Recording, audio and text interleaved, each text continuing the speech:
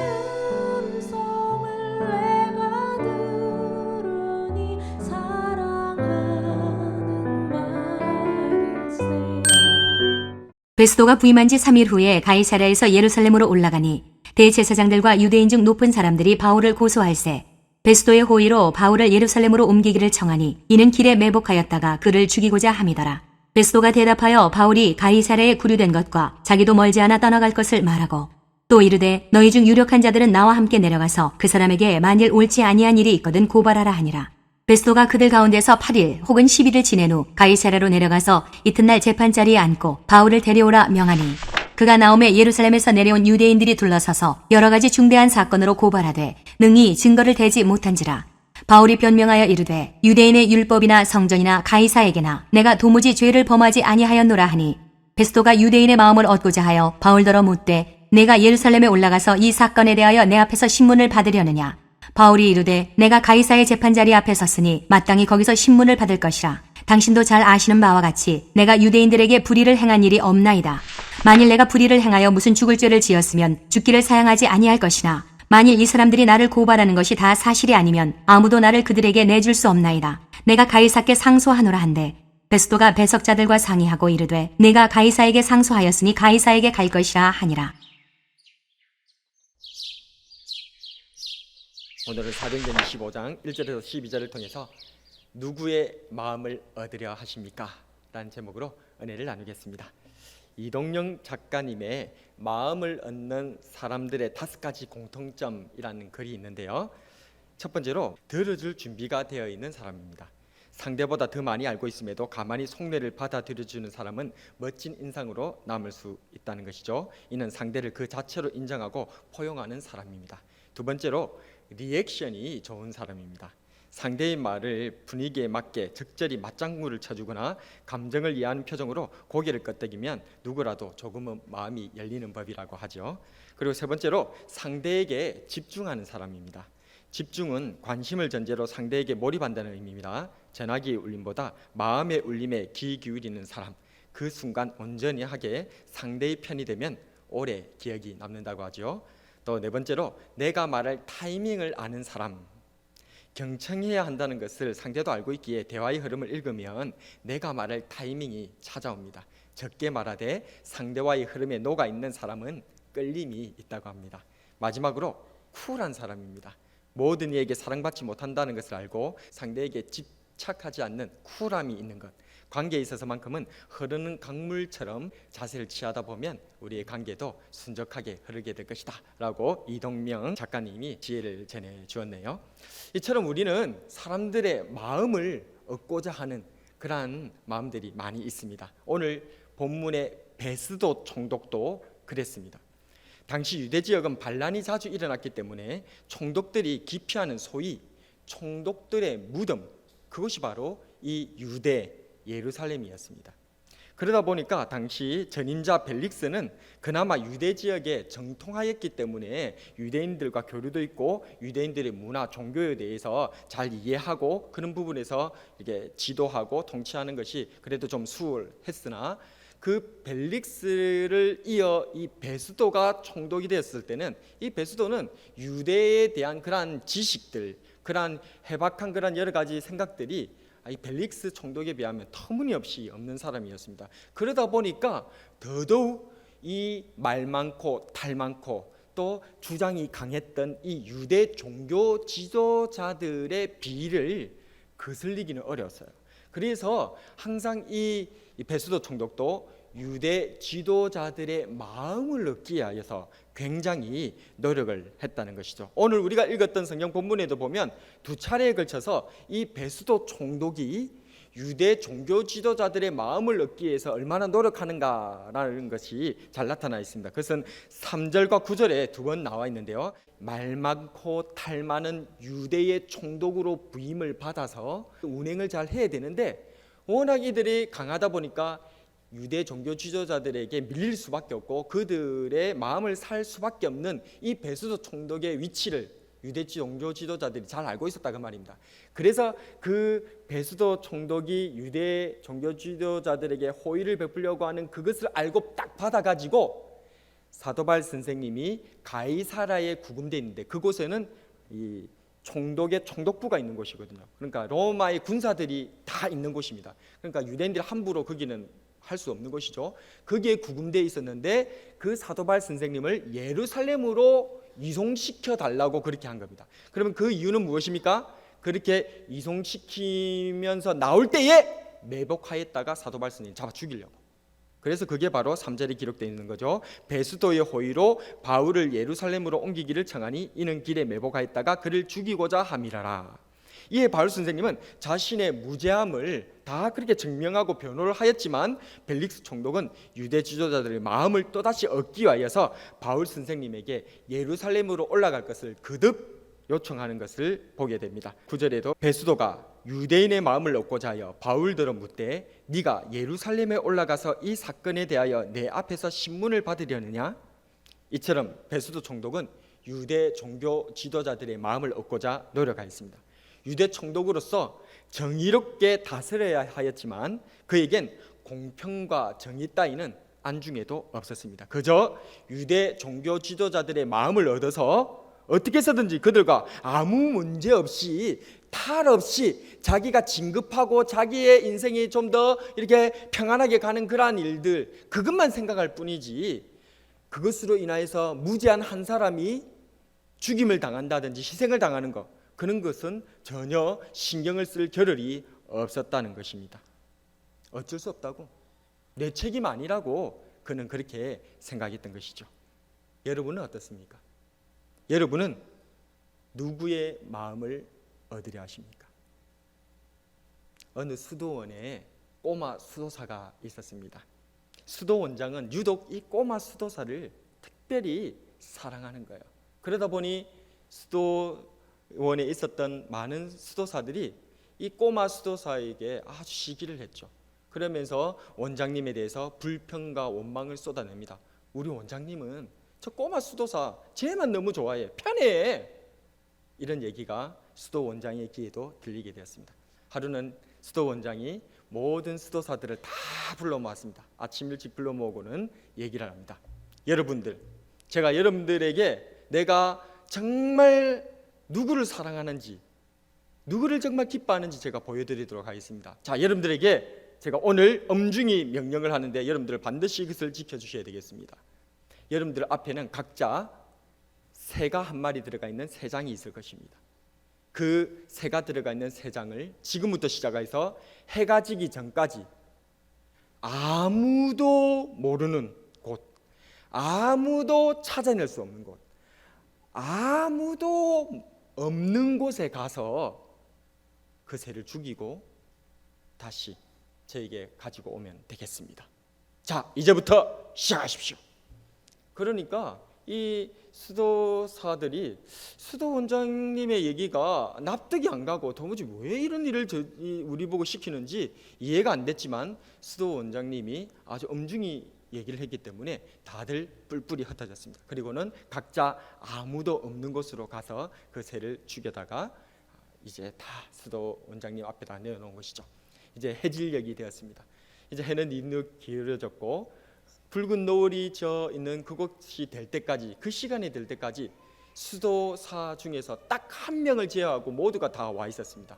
그 한 명은 바로 꼬마 수도사였습니다. 이 꼬마 수도사는 아직 해질녘이 됐는데도 불구하고 이 자리에 오지 않았던 것이죠. 이었고 붉은 노을을 등지고 그 꼬마 수도사가 터벅터벅 힘없이 새 장을 들고 그렇게 나오는 것입니다. 그런데 그가 들고 있는 그 새 장 속에는 여전히 새가 살아있는 것입니다. 짹짹짹짹 짹짹짹짹 새가 지저귀는 소리가 들립니다. 그 소리를 듣고 수도 원장이 화가 나서 큰 소리로 호통을 칩니다. 너는 내 얘기를 듣지 않았느냐? 내가 해질녘까지 반드시 새장 속에 있는 그 새를 아무도 없는 곳에 가서 죽이고 돌아오라고 하지 않았느냐? 너는 내 말이 그렇게 우습게 여기느냐? 그 호통 소리에 쩔쩔매며 이 꼬마 수도사가 대답합니다. 원장님, 아닙니다. 제가 원장님의 말씀을 거역하려고 하는 말이 전혀 없습니다. 단지 원장님의 말씀에 순종하기 위해서 이 새를 죽이기 위하여서 아무도 없는 곳에 가서 아무리 찾아봤지만 아무도 없는 곳을 찾을 수가 없었습니다. 제가 가는 곳 그 어디서든지 주님께서 계셨기 때문입니다. 여러분들은 어떻습니까? 여러분들은 주님께서 항상 나와 함께 하신다는 사실을 느끼고 계십니까? 여러분들에게 있어 여러분들의 죄악을 경고하는 양심이라고 하는 이 새를 죽여버릴 수 있는 아무도 없는 곳은 어디입니까? 여러분은 혹시 그 어디에서든지 함께 하시는 그 주님의 시선, 그 시선을 우리가 느끼고 있어야 되는데, 주님의 몸된 교회인 지금 예배를 드리고 있는 이 자리에서조차 혹시 주님을 느끼지 못하고 있지는 않습니까? 믿음은 하나님의 눈치를 살피는 것입니다. 하나님께서 어떻게 생각하실까? 하나님께서 어떻게 느끼실까? 하나님께서 기뻐하실까? 화를 내실까? 주님의 마음을 얻기 위해 주님의 시선을 느끼며 주님께로 내 시선을 집중하고 순종하는 것이 바로 믿음입니다. 유대 총독 본디오 빌라도는 유대 종교 지도자들의 눈치를 살폈습니다. 그들의 마음을 얻고자 예수님께서 무죄라는 사실을 잘 알고 있었지만 결국 십자가형을 언도하고 말았습니다. 마태복음 27장 24절에 빌라도가 아무 성과도 없이 도리어 밀란이 나려는 것을 보고 물을 가져다가 무리 앞에서 손을 씻으며 이르되 이 사람의 피에 대하여 나는 무죄하니 너희가 당하라. 물로 손을 씻으면 죄가 씻어지나요? 무죄한 사람이 죽도록 선고하면서 난 사실 그렇게 생각하지는 않았어. 난 무죄라고 생각했지만 너희들 때문에 어쩔 수 없었던 거야 라고 도망가면, 회피하면 무죄입니까? 죄가 씻어지는 것입니까? 오고 오는 세대에 우리는 고백합니다. 본디오 빌라도에게 고난을 당하사 십자가에 못 박혀 죽으시고, 오늘 이 본문에 또다시 유대 총독 베스도는 유대 종교 지도자들의 눈치를 살피고 있습니다. 그들의 마음을 얻고자 바울 선생님이 무죄라는 것을 잘 알고 있지만 빌라도와 똑같이 그를 유대 종교 지도자들에게 넘기려고 하고 있습니다. 여러분들은 어떻습니까?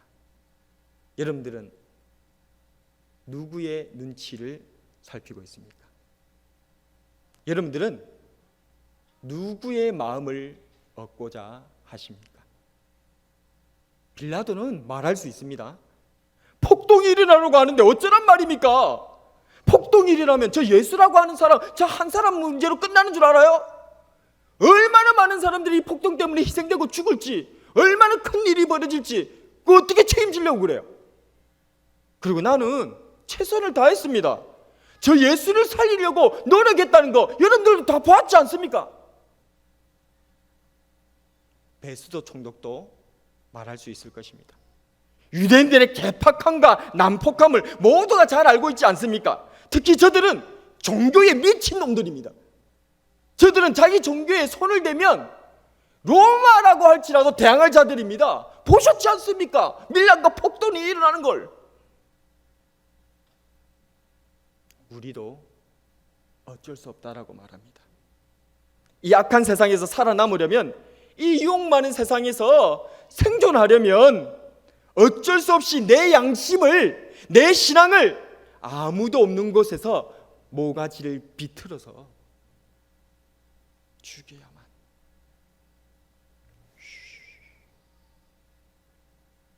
그래야만 살아남을 수 있다라고 말합니다. 우리가 새벽마다 묵상하고 있는 큐티 본문 잠언 4장 23절은 말합니다. 모든 지킬 만한 것 중에 더욱 너의 마음을 지키라. 생명의 권원이 이에서 남이니라. 무엇보다도 마음을 지켜야 하는 줄로 믿습니다. 하나님의 마음이 내게로 향하시도록, 나의 마음이 오직 하나님만 바라보도록 우리의 마음을 지켜야 할 줄로 믿습니다. 신명기 6장 5절에서 하나님께서는 우리에게 당부하십니다. 너는 마음을 다하고 뜻을 다하고 힘을 다하여 내 하나님 여호와를 사랑하라. 하나님께 마음을 다하면 하나님께서도 우리를 존중히 여겨주십니다. 사무엘상 2장 30절 나를 존중히 여기는 자를 내가 존중히 여기고 나를 멸시하는 자를 내가 경멸하리라. 하나님께서는 다른 그 어떤 것보다 우리의 이 마음을, 중심을 보십니다. 사무엘상 16장 7절에 사람은 외모를 보거니와 나 여호와는 중심을 보느니라. 아멘. 하나님의 마음을 얻읍시다. 하나님의 눈치를 살핍시다. 하나님의 마음을 얻는 것이 모든 것을 얻는 길입니다. 하나님의 눈치를 살필 때에 우리는 죄에서 벗어나서 우리 인생의 모든 악함에서 자유함을 누리게 될 줄로 믿으시기를 바랍니다. 말씀을 정리하겠습니다. 오늘은 누구의 마음을 얻으려 하는지에 대해서 묵상해 보았습니다. 유대 총독이었던 본디오 빌라도, 오늘 본문의 베스도 총독은 그렇게 세상에서 왕과 같은 최고로 높은 사람인데도, 우리 모두가 다 그렇게 되기를 바라는 그런 사람인데도 눈치를 볼 수밖에 없어요. 비굴한 사람이 되고 만다는 것입니다. 아무도 없는 곳에서 자신의 양심을, 자신의 신념을, 자신의 신앙을, 모가지를 비틀어 죽여야만 할 수밖에 없는 불쌍한 인생인 것입니다. 그럼 대체 얼마나 높은 곳에 올라가면, 얼마나 많은 돈을 벌면, 얼마나 우리가 강력한 사람이 된다면 눈치 안 보고 살 수 있겠습니까? 아닙니다. 눈치를 안 보고 사는 사람은 없습니다. 단지 누구의 눈치를 살피는가, 누구의 마음을 얻으려고 할 것인가, 그것이 저와 여러분들의 당면한 과제인 줄로 믿으시기를 바랍니다. 여러분들은 누구의 눈치를 살피려 하십니까? 누구의 마음을 얻으려고 하십니까? 사람의 마음을 얻고자 하려고 하면 실수하게 됩니다. 세상의 눈치를 살피려고 할 때에 양심을, 신앙을 속이려고 합니다. 모든 지킬 만한 것 중에 더욱 우리의 마음을 지킵시다. 마음을 다하고 뜻을 다하고 힘을 다해 하나님을 사랑합시다. 내 마음을 보시는 하나님, 내 중심을 보시는 하나님께 항상 집중하고 말씀 속에 귀 기울여요 주님과 동행하며 살아가는 저와 여러분이 되길 주님의 이름으로 축복합니다. 오늘의 한 줄 설교 요약: 사람 마음 얻으려 말고 하나님의 마음 얻자.